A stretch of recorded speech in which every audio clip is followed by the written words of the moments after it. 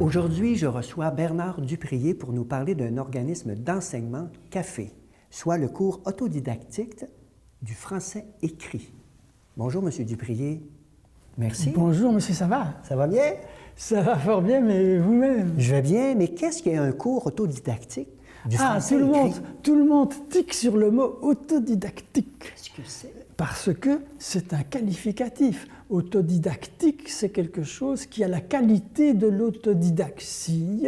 Et ce n'est pas un autodidacte, parce que ça, c'est une personne qui pratique l'autodidaxie. Et ça, cet organisme d'enseignement-là a vu le jour il y a très longtemps, il y a plus de 30 ans.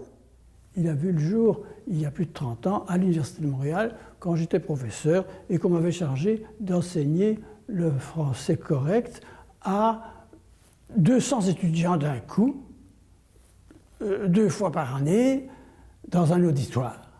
Alors vous avez démarré cet organisme d'enseignement-là? Non, pas tout de suite. À ce moment-là, j'ai été bloqué comme tous les profs devant une classe parce que je pouvais aborder n'importe quel sujet, tout le monde le savait déjà, il n'y avait que 10% qui faisaient cette faute-là. Mais ce n'était jamais les mêmes 10% d'après les fautes que je touchais. Et donc j'étais obligé, si je voulais vraiment rejoindre tout le monde, de faire un questionnaire avec au moins 100 questions, de façon que je touche tous les points de divergence possibles et rejoindre les fautes précisément de chaque étudiant qui n'étaient jamais les mêmes. Ah, et là, vous avez conçu des manuels de ces 100 questions-là. Voilà. Que vous distribuez. Et chaque semaine, j'amenais 100 nouvelles questions et ils devaient répondre, pointer, et après, on expliquait les fautes. Mais ça, c'est donc le premier état du cours qui est devenu alors une petite publication dont je vous ai d'ailleurs apporté ici un exemple parce que c'était assez amusant. C'est sous la forme de Mondrian. On avait conçu la méthode de façon qu'ici, à gauche de chaque page, à droite de chaque page, on trouve une question avec un trou. Ils devaient donc répondre, et s'ils se trompaient, ils allaient le savoir. Et immédiatement, en tournant la page, ils avaient les bonnes réponses, ils voyaient s'ils s'étaient trompés, et ils avaient une petite explication qui leur donnait la règle. Et ça, c'est avant même l'Internet. Mais ça, c'est en 66. En 66. Alors que même les ordinateurs n'existaient pas. Alors, vous avez rédigé ces manuels-là, ces livres-là. Il y en a 2 comme ça, que Jacques Hébert a pris aux éditions du jour, et qui ont eu immédiatement un très gros succès. On a réédité chaque année, immédiatement. Tout le monde se jetait là-dessus, parce qu'au Québec, tout le monde était persuadé, à juste titre, que l'accès à la langue et à la maîtrise de la langue, c'était une nécessité collective. Tout le monde commençait à sentir la possibilité de devenir présent dans le monde par l'intermédiaire d'un ralliement au français. Dites-moi, aujourd'hui, on peut suivre ces cours autodidactiques sur les sites, sur Internet. Et dans les manuels. Et dans les manuels. Et ça s'adresse à qui? Ça s'adresse à qui, ces cours-là? À monsieur, madame, tout le monde? À des gens qui veulent peaufiner, des gens qui veulent... Il y a des niveaux, j'imagine? Est-ce qu'il y a des niveaux de... On a été obligé, étant donné la masse de données et leur diversification, de faire un ajustement d'après les niveaux, comme vous dites. Oui. Et donc, on a eu au moins 10 niveaux différents qu'on a ensuite triés. Tout ce qui était absolument inférieur et des gens qui ne connaissaient rien au français et qui faisaient des fautes comme des maisons, on a laissé tomber parce que ça pouvait être n'importe quoi. Alors vous avez commencé à un niveau... On a commencé à un niveau minimal. Parfait. Qui est le niveau 1 que nous appelons les bases. Les bases. Et on peut se rendre à un niveau supérieur. Et après, il y a un deuxième niveau qui est lui aussi subdivisé en 3 étapes, mais tous ces niveaux, finalement, il y en a grosso modo 3 cahiers qui sont le cahier 1, les bases, le cahier 2, les obstacles, et le cahier 3, la haute voltige. Comment on fait pour connaître son niveau? À quel niveau, moi, je suis rendu de français? Est-ce qu'il y a des tests qu'on peut faire? Ah, il n'y a rien de plus facile. C'est la première chose qu'on vous invite à faire. Quand vous allez sur Autodidactique et que vous tombez sur la page d'accueil du café, www.café.edu, une fois que vous êtes là, il y a une petite tasse de café à gauche qui s'appelle « Test d'orientation ». Et là, vous cliquez là-dessus et on vous donne tout de suite des questions et vous répondez tout de suite. Ça prend un quart d'heure pour répondre à 50 questions. 50 questions? Et vous êtes immédiatement testé sur 10 points de vue différents. Pas seulement l'orthographe, mais aussi la syntaxe, la morphologie, les formes, les accords, le vocabulaire, les anglicismes, le style, tous les 10 aspects. Et alors, non seulement vous avez tout de suite la réponse, et vous savez tout de suite si vous devez aller au niveau 1, au niveau 2, au niveau 3, pour vous inscrire, mais en plus, on peut vous calculer là-dessus la durée de votre apprentissage pour chaque chapitre. Ah. Parce que s'il y a des chapitres où vous êtes très fort, ça prend beaucoup moins de temps. Est-ce que ça coûte quelque chose pour faire ce test-là? Non, le test ne coûte rien. Ne coûte rien. Mais le cours lui-même... oui, il y a des frais. Non, mais c'est parce qu'il y a tout un suivi.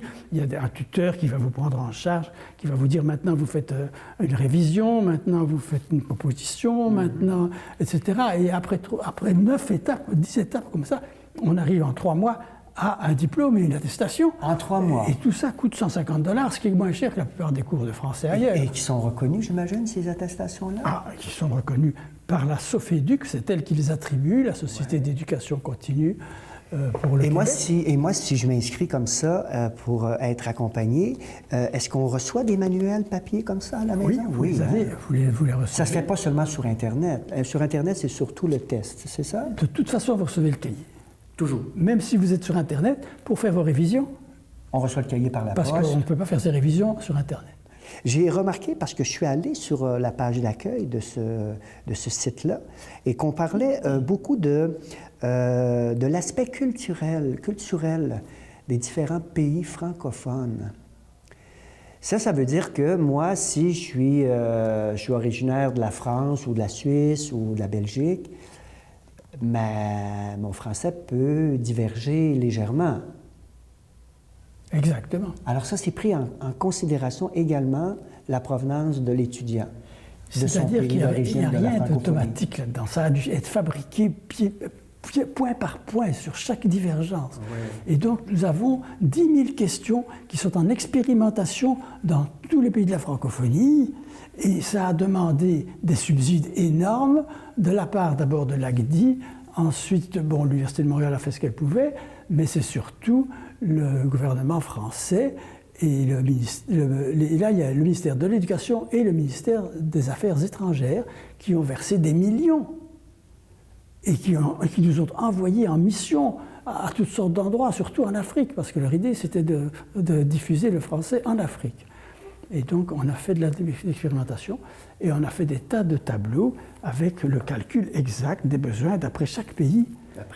Et on s'est rendu compte que c'était différent de pays à pays, que les pays de langue bantoue, il y avait une base d'erreurs qui leur était commune, mais que d'autres langues africaines avaient un autre type de divergence, et que c'était les interférences entre langues qu'il fallait étudier exactement avant de pouvoir faire une micrograduation des difficultés et d'apporter à l'étudiant la réponse qui convenait au problème qu'il était capable de comprendre tout de suite, sans explication. Dites-moi, M. Duprier, dans la région de Vaudreuil-Soulanges, on sait qu'il y a 60 % de population qui est de langue française et d'autres qui est de langue anglophone. Et on a beaucoup de nouveaux arrivants ici. Comment un outil comme Café peut aider nos résidents ici dans Vaudreuil-Soulanges? Eh bien, je crois que la différence n'est pas très grande entre cette région-là et d'autres régions du Québec où on a aussi une majorité de francophones, mais une minorité d'anglophones et une minorité plus réduite encore, mais parfois non, ça dépend des endroits en ville par exemple, où ce sont au contraire des gens d'origine étrangère. Alors, c'est justement dans des cas comme ça que notre méthode est intéressante, puisqu'il y a moyen de distinguer, d'après le type d'étudiant, quels sont ses besoins et de lui attribuer un contenu d'après le niveau qui est le sien dans ce type de besoin-là. Mais j'ai encore un détail, si ça vous intéresse. Un autre détail? Oui. Lequel? C'est qu'il y a à Tré-Saint-Rédempteur, donc tout près d'ici, quelqu'un qui a participé étroitement à la fabrication, à la conception et à la réalisation du cours depuis les débuts.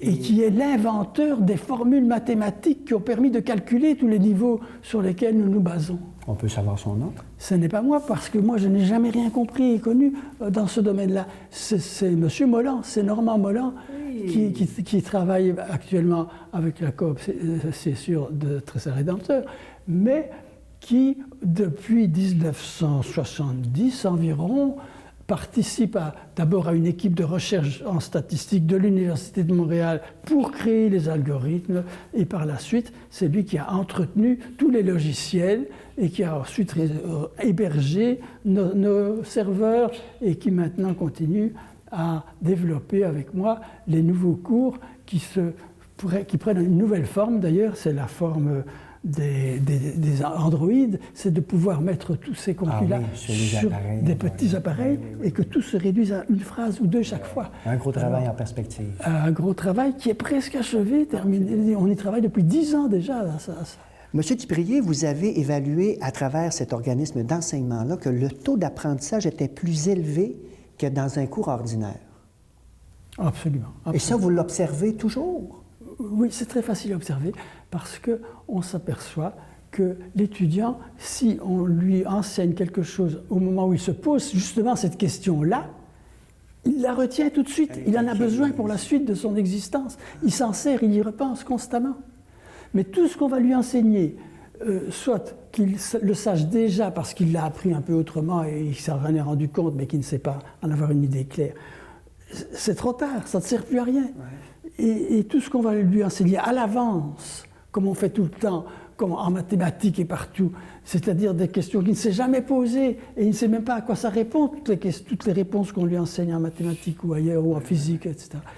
Tandis que nous avons une méthode qui permet d'aller chercher les besoins de chaque étudiant et d'adapter la question à la question qui se pose à ce moment-là. Et si on place toutes les questions dans une micro-graduation échelonnée d'après les difficultés de la question et d'après les compétences qui augmentent sans cesse de l'étudiant, on a un apprentissage dans lequel toutes les formules du genre « très bien, continue, bravo », toutes les formules d'encouragement, tout le blabla pédagogique qui est tout le temps le même partout et dont les étudiants en ont tellement marre qu'ils préfèrent quitter les études que de continuer, et tout l'absentéisme, tout ça disparaît radicalement si on comprenait que l'apprentissage doit être autodidactique et non pas hétérodidactique, c'est-à-dire professoral. Il faut supprimer le professeur. Il faut que ce soit l'étudiant qui devienne son propre professeur, mais pour ça, il faut que les professeurs se mettent tous ensemble, qu'ils réunissent toutes les fautes possibles, que tout ça soit trié par des méthodes statistiques, et à ce moment-là, on arrive à quelque chose de parfait. Très élevés. Voilà. Il n'y a plus d'échecs, 0,2%, et il n'y a plus d'abandon. Effectivement. Je vous remercie de vous être déplacé. Merci beaucoup. Tout l'honneur est pour moi. Voilà ce qui met un terme à notre entrevue. Je vous invite la semaine prochaine à un autre hebdo régional. D'ici là, portez-vous bien.